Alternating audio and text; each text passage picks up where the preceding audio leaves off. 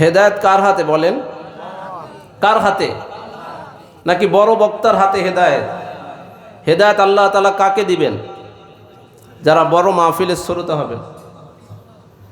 ইন্নাকা লা তাহদি মান আহবাবতা ওয়ালাকিন্নাল্লাহা ইয়াহদি মান ইয়াশা।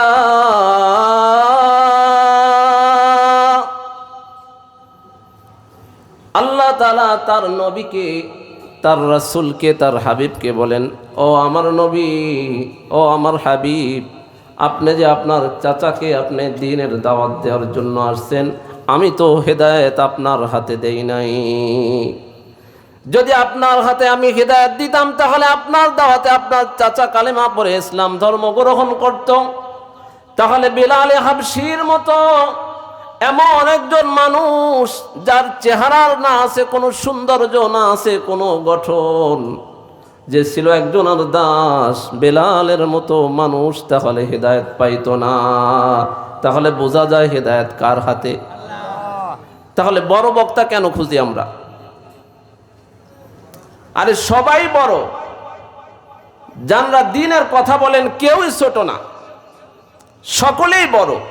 হয়তো কেউ ফেমাস, কেউ ভাইরাল, আর কেউ একটু ভাইরাল না, মানুষ একটু কম চেনে বা জানে, তবে সকলেই বড়। আমি যে আলোচনা করার ইচ্ছা পোষণ করেছি, আল্লাহ তাআলা যদি তৌফিক দান করেন, তাহলে কোরআনে কারিমার যে আয়াতখানা আমি আপনাদের সামনে পাঠ করেছি এবং অসংখ্য হাদিসে মোবারকা থেকে একখানা হাদিস আপনাদের সামনে তেলাওয়াত করেছি, আল্লাহ তাআলা যদি তৌফিক দান করেন তাহলে তার আলোকে সামান্য কিছু কথা বলবো। সর্বপ্রথম আমি নিয়াত করব যে এর উপরে আমি আমল করার চেষ্টা করব, এবং আপনারা আমল করবেন নাকি? এই আয়াতের বিষয়বস্তু, আয়াতের দিকে যাওয়ার আগে আমি একটা বিষয় আপনাদের কাছ থেকে নিশ্চিত হইতে চাই। এইখানে যারা আসছেন, আপনারা কি সকলে জান্নাতে যাইতে চান? কে কে যাইতে চান না? চান না কে কে? আরে জান্নাতে যাইতে চান না কে কে? সকলেই যাইতে চান তো। আচ্ছা, এবার হাত তুলে দেখান তো কে কে যাইতে চান? জান্নাতে যাইতে চাইলে, জান্নাতে যেতে হইলে অনেক বাধা অতিক্রম করে জান্নাতে যেতে হবে। আল্লাহ রাসূল হাদিসের মধ্যে বলেন, আল্লাহ তাআলা জান্নাতকে ঢেকে রেখেছেন যত অপছন্দনীয় কাঁটাযুক্ত জিনিস দ্বারা, অর্থাৎ সেখানে যাইতে চাইলেও সহজে যাওয়া যায় না, অনেক বাধা অতিক্রম করে সেখানে যাইতে হয়। কখনো কখনো নিজের জীবনকে বিলিয়ে দিয়ে, কখনো বা কখনো নিজের বুকের তাজা রক্ত ঢেলে দিয়ে আল্লাহর জমিনে কখনো কখনো নিজের জীবনটা বিলিয়ে দিয়ে তারপরে খোদার জান্নাতে যেতে হবে। জান্নাতে যাওয়া তো অতটা সহজ না কিন্তু। তাহলে আপনি ওয়াজ মাহফিলে আসলেন আর দুই কথা শুনলেন আর বাসায় চলে গেলেন, আর হুজুর ওয়াজ করে দিলেন যে সব গুনাহ মাফ হয়েছে, সব গুনাহ মাফ হয়েছে। এটা বোঝা যাবে ওই সময় যখন বোঝা যাবে যে আপনি আখিরি মোনাজাত করে যাইতে পারছেন, তখনই বোঝা যাবে যে আসলে আপনার গুনাহটা মাফ হয়েছে। আপনি যদি মাঝখানের থেকে চলে যান তাহলে বোঝা যায় যে আপনার নিয়তের মধ্যেও সমস্যা আছে, মনে হয় গুনাহটা এখনো মাফ হয়নি। তা না হলে আপনি উঠে যাবেন কেন? তাহলে আমরা সকলে কোথায় যাইতে চাই? কথা বলেন না, কোথায় যাইতে চাই? জান্নাতে যাইতে চাই নাকি? আমাদের আসল ঠিকানা কোথায়? আমাদের আসল ঠিকানা কোথায়? আমাদের মূল আসল ঠিকানা হলো জান্নাতে। এখন বলবেন যে হুজুর জান্নাতের কথা তো বলেন, জান্নাত কেউ দেখছে? জান্নাত কেউ দেখছে? আচ্ছা, আপনার দুনিয়ায় আপনার আপন ঠিকানা কোথায়? আপনার, আরে দুনিয়া তো আর কবর না, আপনার বাপের ভিটা নাকি? বাপের ভিটা আপন ঠিকানা কিনা দুনিয়ায়? বলেন তো, এই দুনিয়ায় আপনি হয়তো ছোটবেলায় হারিয়ে গেছেন, আপনি এমন এক জায়গায় গেছেন যে আপনার বাড়ির পরিচয় আর আপনি কেউ চিনেন না বা জানেন না, একেবারে হারিয়ে গেছেন। কিন্তু এখন একটা সময় আসছে যে বাপের ভিটার, বাপের বাড়ির যে এলাকার খোঁজ আপনি পেয়েছেন, তখন ওইটা আপনার এলাকা কিনা আসলে এইভাবে খোঁজ খবর নিয়ে অনেক সময় বিভিন্ন তদন্তের মাধ্যমে জানে, এরপরে বাপের যে ভিটা আসে সেখানে আসে।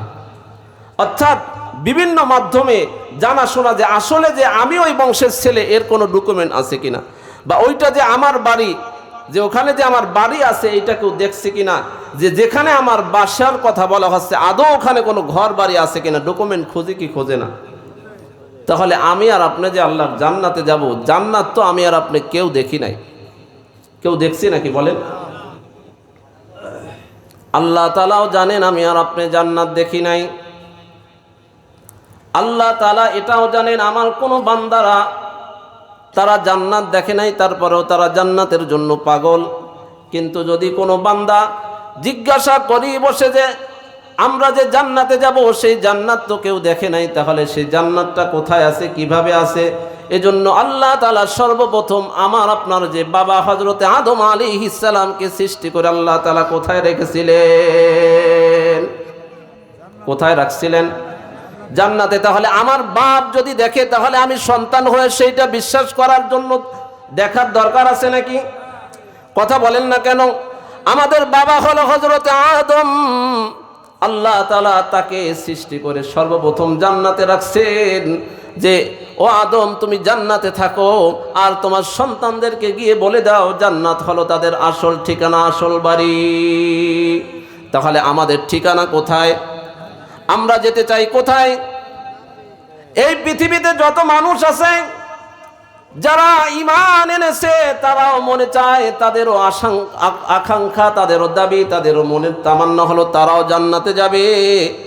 আর যারা অন্য ধর্মের আছে, যারা হিন্দু ধর্মের আছে, যারা খ্রিস্টান ধর্মের আছে, যারা বৌদ্ধ ধর্ম অন্য অন্য যারা আছে, তাদের ভাষা জান্নাত না হলেও তারাও কিন্তু স্বর্গে যাইতে চায়।